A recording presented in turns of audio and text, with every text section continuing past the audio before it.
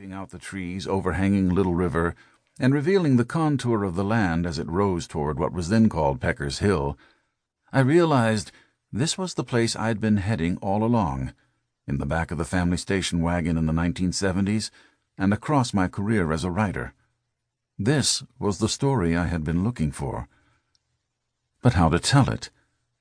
Once a staple of 18th and 19th century versions of American colonial history, a tale compelling enough to be retold by such literary figures as Cotton Mather, Samuel Sewall, John Greenleaf Whittier, Nathaniel Hawthorne, and Henry David Thoreau, the saga of Hannah's captivity and revenge has been neglected by more contemporary writers and scholars, though it continues to inspire artists. In his introduction to a 1987 illustrated reprint of Mather, Whittier, Hawthorne, and Thoreau's accounts of Hannah's story, the editor Glenn Todd framed in scholarly terms the same questions I had grown up hearing. Is it right for Hannah to kill children because one of her own had been killed? Are Indians less human than the English? What is the meaning of murder perpetrated upon not one, but 10 victims who are asleep? Did Hannah kill the children because she thought that if she spared them, they would immediately rouse the Indians at a neighboring camp to pursue her? And is there a more important question? Is this genocide? Is this the ruthless extermination of the Native American race at its root, the killing of Indian children before they can reproduce? Are Hannah's acts only another instance of the barbarity that underlies all human history, the heart of darkness that cannot be escaped by paddling a canoe back to civilization?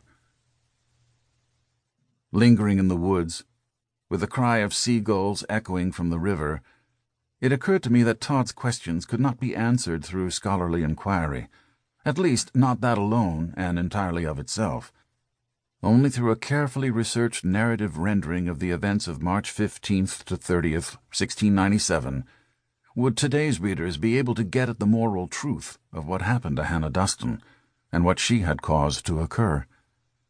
Besides that, it was a ripping good yarn, the kind that can captivate a broad audience. A writer might come across such a story once in his or her lifetime.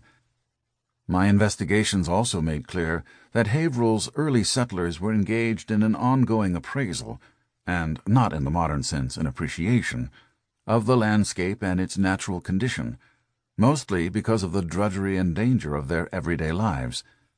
Therefore, Hannah was likely to focus on the threats and obstacles presented by her environment, as well as what she perceived as the overriding savagery of the region's native inhabitants.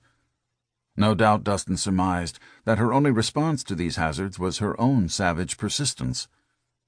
To further my understanding of that reality, over the past couple of years I have hiked, biked, and snowshoed large portions of the route that Duston's captors took after the raid.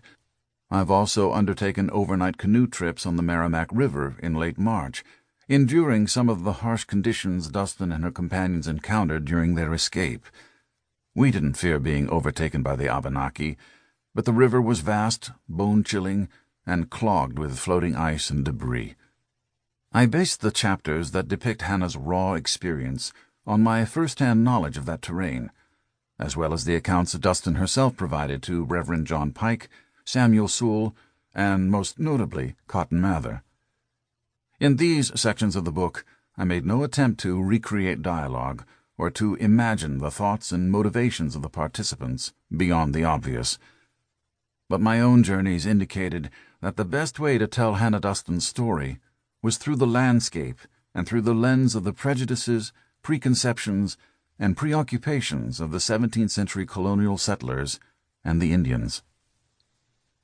That first morning in the woods, with snow scattered about and the air wintry and raw for March, I traced a course outward, parallel to Little River, coming quite near to the place where Thomas Duston, on horseback, would have first discovered that the Indians were attacking his farm and family. By that time, I had spent more than a year poring over maps, studying the accounts of Mather and Sewall, conducting extensive research into colonial weaponry and farming techniques and militia tactics, and had come to know the layout of the original Haverhill settlement well enough to make a drawing of it in the dark. But climbing Pecker's Hill at the pace that the youngest Duston children would have